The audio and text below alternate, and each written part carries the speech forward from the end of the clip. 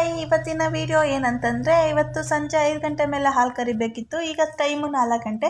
Time 4 ಗಂಟೆ. ಮುಸ್ಸಂಜೆ ಕಸನ ಗುಡಿಸಾಕೋಣ ಅಂದ್ಬಿಟ್ಟು ಕಸ ಗುಡಿಸ್ತಾ ಇದ್ದೆ. ಕಸ ಗುಡಿಸ್ಬೇಕಾದ್ರೆ ನಾನು ಪ್ಲಾಸ್ಟಿಕ್ ಕಸ ಎಲ್ಲ ಬೇರೆ ಬೇರೆ ಮಾಡ್ತೀನಿ, ಯಾಕಂದರೆ ಕಸನ ನಾವು ಹೊಲಕ್ಕೆ ಹಾಕ್ತೀವಿ, ಅದಕ್ಕೋಸ್ಕರ. ಸಂಜೆ 5 ಗಂಟೆ ಆಗಿತ್ತು. ನಾನು ನಮ್ಮವ್ವ ಹಾಲು ಕರಿಯೋಕೆ ಹೋದೋ. ನನಗೆ ಹಾಲು ಕರೆದ ಅಭ್ಯಾಸ ಇಲ್ದಲೇದ್ರಿಂದ ನಾನು ನಿಧಾನಕ್ಕೆ ಕರಿತಿದ್ದೆ, ಕೈ ಎಕ್ಸ್ಚೇಂಜ್ ಮಾಡಿಕೊಂಡು. ನಮ್ಮವ್ವ ಮಾತ್ರ ಸ್ಪೀಡಾಗಿ ಕರಿತಾ ಇತ್ತು.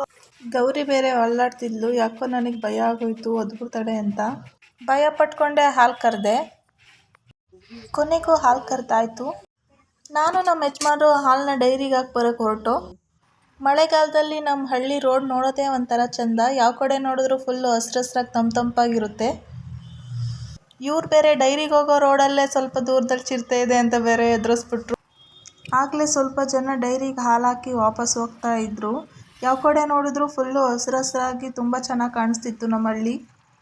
ಈ ಹಸು ಒಂಥರ ಕುಳ್ಳಗೆ ಚೆನ್ನಾಗಿತ್ತು. ಇದನ್ನು ಮಲ್ನಾಡ್ ಗಿಡ್ಡ ಅಂತ ಕರೀತಾರಂತೆ, ನಮ್ಮ ಯಜಮಾನರು ಹೇಳಿದ್ರು. ಕೊನೆಗೂ ನಾವು ಡೈರಿ ಹತ್ರ ಬಂದು, ಇದೇ ಮೊದಲು ನಾನು ಡೈರಿ ಹತ್ರ ಬಂದಿದ್ದು. ಹಾಲು ಹೇಗೆ ಹಾಕ್ತಾರೆ ಅಂತ ನೋಡ್ತಾ ಇದ್ದೆ. ಹಾಲು ಹಾಕಿಸ್ಕೊಳ್ಳೋಕ್ಕಿಂತ ಮುಂಚೆ ಮೊದಲು ಹಾಲಿನ ಡಿಗ್ರಿ ಚೆಕ್ ಮಾಡ್ತಾರೆ. ಹಾಲಿನ ಡಿಗ್ರಿ ಚೆಕ್ ಮಾಡಿದ ನಂತರ ಹಾಲು ಹಾಕಿಸ್ಕೊತಾರೆ. ಹಾಲು ಹಾಕಬೇಕಾದ್ರೆ ನಾನು ನಮ್ಮ ಹಸುದು ಎಷ್ಟು ಲೀಟ್ರ್ ಹಾಲು ಬರುತ್ತೆ ಅಂತ ಮೀಟರ್ನ ನೋಡ್ತಾ ಇದ್ದೆ.